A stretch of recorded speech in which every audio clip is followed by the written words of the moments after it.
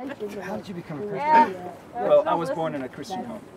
My parents were believers because the church started at my grandparents, and they come from a Christian background. The vast majority of Christians in Israel are Arabs, so that's what I am. Minority of a minority of a minority. Literally. And your dad was a shepherd? Or your grandpa? My grandpa was a shepherd. Your grandpa was a shepherd. Okay, and you studied in Phoenix, Arizona. Now, just to clarify that, Arabs aren't Israelis. Well, that's where most people get it wrong. It's two different things. It's like Italian American. You know, you come from Italy, so you are Italian, but you have an American citizenship.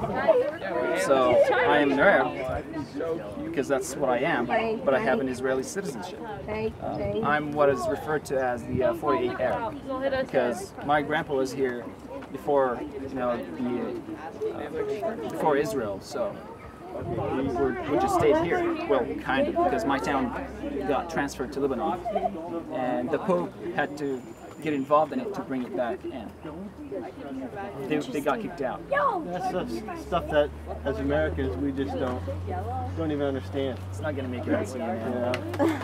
Like like me coming over here, I just assumed that Israel was all Jewish, and then there were Muslims on the outside ready to attack. Like, I just had no idea that you guys coexisted together peacefully, pretty much, right? More or less. Yeah. Yeah. I mean, we live here together, and we work together, and do everything together, almost everything together. Yeah.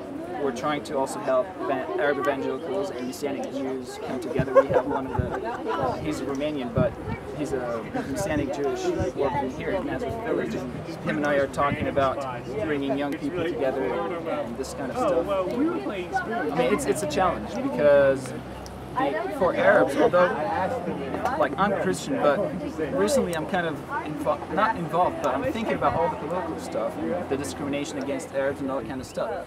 You can't just separate yourself from it, and at the same time you can't just shut down. You need to work it out. So now you're out of your family.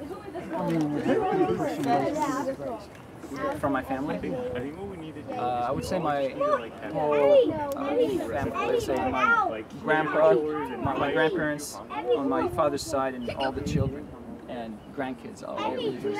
And where would you worship? In my town, we have a church. It's a Baptist church, but Baptist Pentecostal. It's not really different. It's mainly evangelical. That's what it is. And we have a church of about 40, 50 people. We're trying to grow. So what we need next is youth ministry. That's why I went to the U.S. I got my degree in Christian ministries and youth ministry, so I could help develop youth ministry. First, I thought all tombs would look like this, that they would have round stones, but I was wrong. Although that's what you usually picture it as, instead it would have a rectangular shaped stone. That's what most tombs had, because only rich people could afford that kind of a system. In the whole Jerusalem area, they found about 1,000 tombs, out of which only 4 were discovered with round stones. And one of them even belongs to Herod's family. Wow. And that shows us accuracy even in the smallest details of the Bible.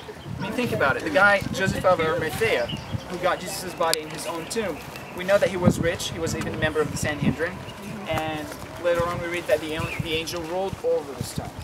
So that says it's a round stone, and again, accuracy in the smallest details.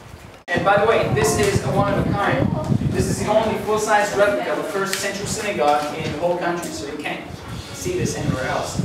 And we, again, use first century materials in building it. That's why it's cool in here right now. Because the materials help keep the place cool during the summer, warm during the winter. And one more thing that would help keep the building cool during the summer is the windows. Windows would be made high in the building because warm air is lighter than cool air, so it would go up through the windows outside, and then it gets replaced by cooler air down here, and that creates some sort of flow too. So it's always kind of circulating the air in here.